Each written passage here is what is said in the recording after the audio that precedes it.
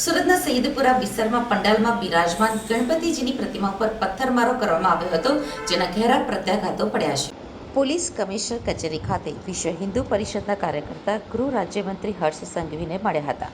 સુરતમાં બનેલી ઘટનાએ જમ્મુ કાશ્મીરમાં પથ્થરમારાની ઘટનાની યાદ અપાવી હતી.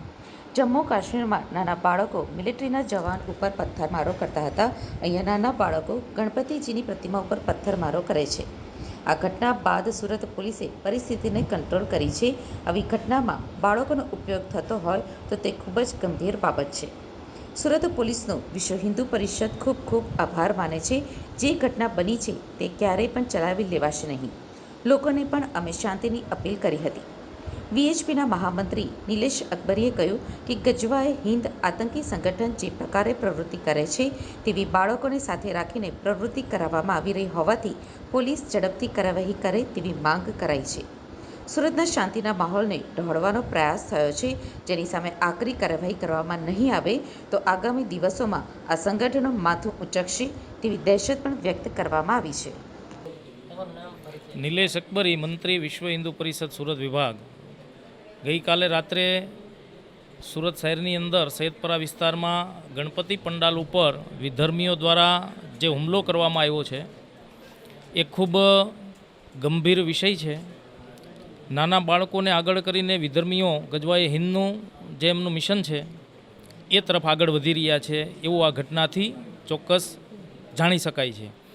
ત્યારબાદ જે પ્રકારે વિધર્મીઓના ઘરો ઉપરથી પથ્થરમારો થયો એના કારણે સ્પષ્ટ થાય છે કે પ્રી પ્લેનેડ આ હુમલો હતો. અમે આજે અહીં માન્ય પોલીસ કમિશનરશ્રીને મળીને પોલીસની જે કામગીરી રહી છે, સરાહનીય કામગીરી રહી છે. પોલીસ ખૂબ સારું આ ઘટનામાં જે કંઈ સંડોવાયેલા હતા એવા 27 જેટલા આ ગુનેગારોની ધરપકડ કરી છે. એના માટે પોલીસને પણ અમે ખૂબ ખૂબ અભિનંદન પાઠવીએ છીએ. ને આગળની જે કંઈ કાર્યવાહી, જે કંઈ દબાણો કરીને જે આવી પ્રવૃત્તિ કરી રહ્યા છે એના માટે પણ પોલીસ આગળ વધી રહી છે. એ સુરત શહેર માટે ખૂબ સારી બાબત છે. સુરતની અંદર હાલમાં ગણપતિનો તહેવાર ચાલી રહ્યો છે.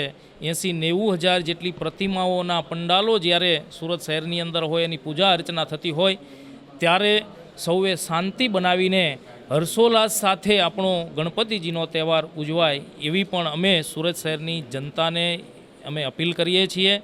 આપણો તહેવાર છે, હર્ષોલ્લાસથી આપણે સૌ મનાવીએ. બાકી ડરનું કોઈ કારણ નથી. પોલીસ એનું કામ ખૂબ સરાહનીયતાથી કરી રહી છે અને પોલીસ સુરક્ષા માટે પણ